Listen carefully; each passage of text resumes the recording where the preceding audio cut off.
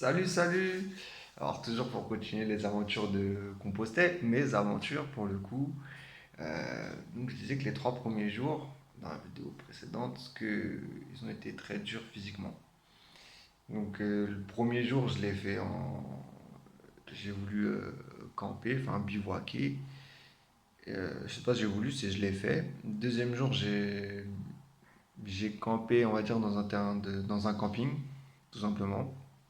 Parce que je pense que du coup, c'était plus rassurant. Puis moi, pour bivouaquer, je voulais à tout prix un point d'eau bah, pour se laver, pour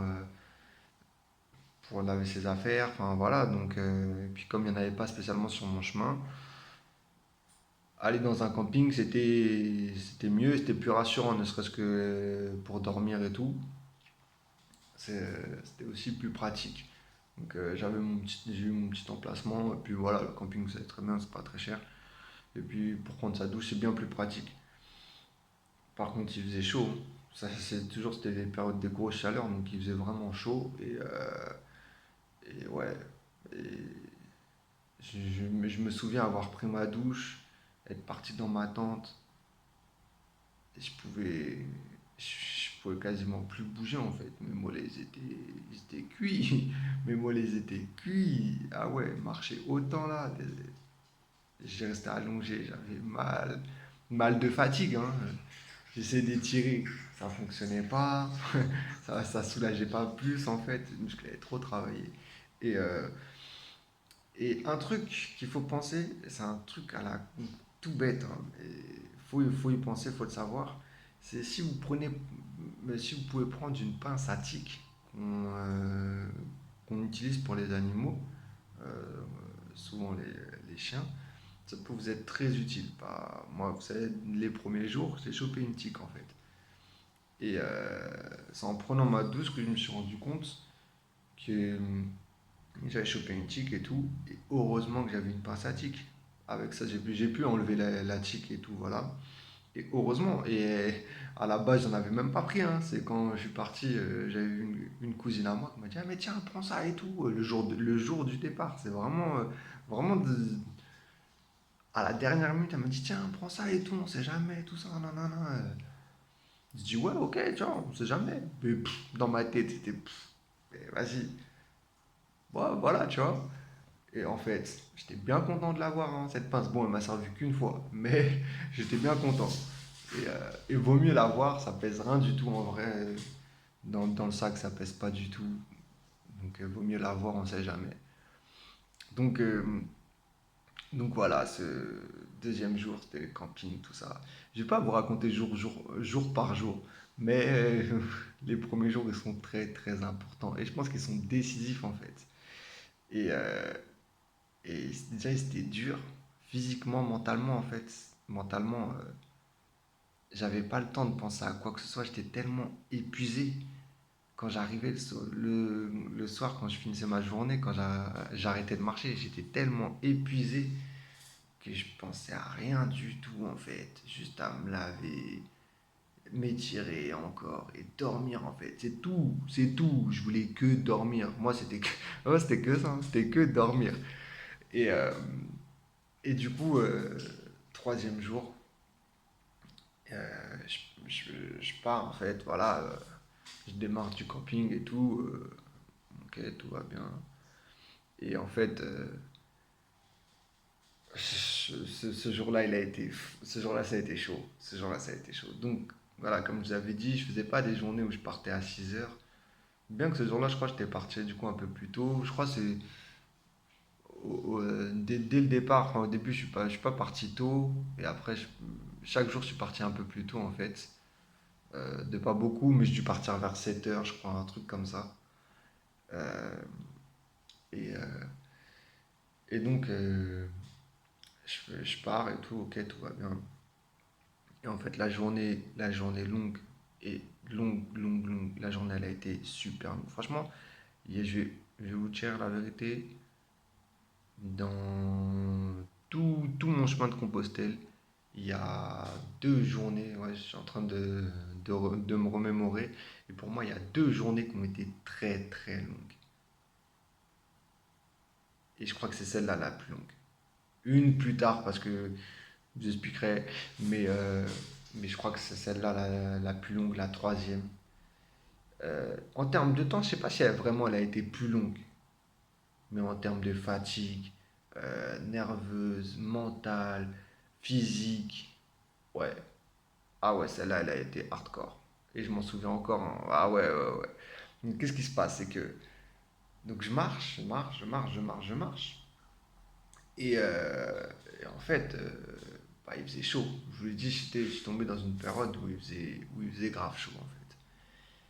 Et il y avait beaucoup de passages, enfin beaucoup de chemins. Le chemin de Compostelle, dire, emprunté, il y avait beaucoup d'endroits où on était sur la route, où on était sur du bitume. Donc déjà, il y a ça. Ensuite, il y a un truc qu'il faut savoir, c'est que la route, ça va toujours plus vite que le chemin de Compostelle, ou le chemin de randonnée, je pense, d'une manière générale. Parce que la route, ça va tout droit. Les chemins de Compostelle, ça fait ça. Et donc, des fois, vous allez rentrer dans un village pour voir une maison, j'ai une connerie, hein, mais une maison qui est pas ouf, ben voilà, pour faire un détour de 500 mètres ou plus, pour revenir sur la route et aller plus loin, traverser et refaire la même chose. Alors qu'en vrai, là je sais pas, je vais dire une bêtise, vous allez peut-être faire 1 ou 2 kilomètres, alors qu'en vrai vous aurez fait 200 mètres tout droit et vous aurez gagné déjà du temps. Du temps, de la fatigue et tout ce qui s'ensuit en fait. Surtout que pas pour voir quelque chose d'extraordinaire, c'est ça le truc. Et, euh, et au début, bah, je marche et tout, et en fait à un moment donné je me rends compte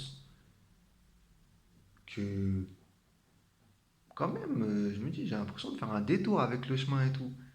Je me dis, bref. Et en fait, à un moment donné, je vois, j'allais à Pellegru, et je me rappelle de cette ville, ce nom-là, Pellegru. L'histoire de la ville, je voulais chercher sur internet, c'est pas le but de la vidéo. Bref. Et je vois à un moment donné sur les panneaux, la- euh, les panneaux routiers, genre Pellegru, genre 8 kilomètres. Et moi, dans ma tête, je me dis, bon, ok, 8 kilomètres, voilà, ça fait à peu près tant de temps. Je calculais comme ça, par rapport à la vitesse que je marche. Mais bon, j'étais toujours en décalage avec la réalité encore, hein. Ça, je ne le savais pas.